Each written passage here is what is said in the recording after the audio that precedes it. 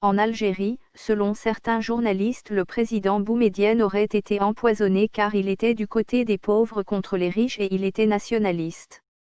Après, le président Boudiaf a été assassiné par probablement Belker et Mitterrand ou Netzar car ils s'étaient mis d'accord pour combattre la corruption avec Pierre Bérégovoy et des deux côtés de la Méditerranée, mais ils ont été assassinés tous les deux dans des circonstances non élucidées.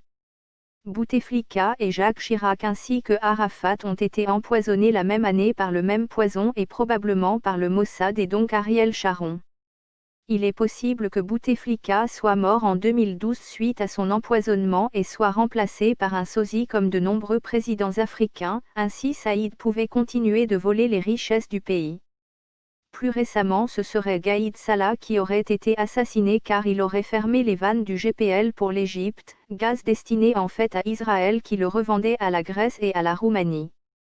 Le 15 octobre 2020, Tebboune recevait en personne Le Drian et lui a donné une poignée de main sans gants et sans masque de protection et il est probable que Le Drian ait pu contaminer Tebboune du Covid-19.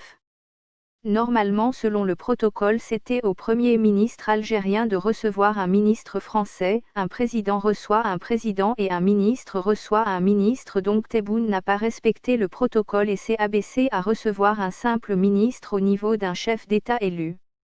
Néanmoins, le cerveau de Tebboune a été atteint, soit Tebboune a été empoisonné par la même équipe qui a empoisonné Gaïd Salah, soit ce serait un empoisonnement simple, cela a pu être un poison introduit lors de son repas du 15 octobre.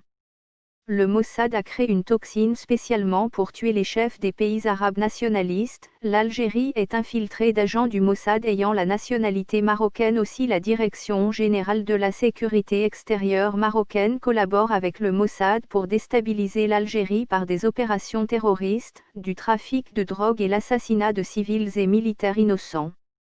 Il est possible aussi que la délégation de Le Drian ait pu être infiltrée par des agents du Mossad ou des Français d'origine marocaine. Au cours des derniers mois, Tebboune s'est rapproché de la Turquie et a écarté la France de nombreux contrats puisque la France incite le Maroc à réclamer le Sahara occidental et à déstabiliser l'Algérie.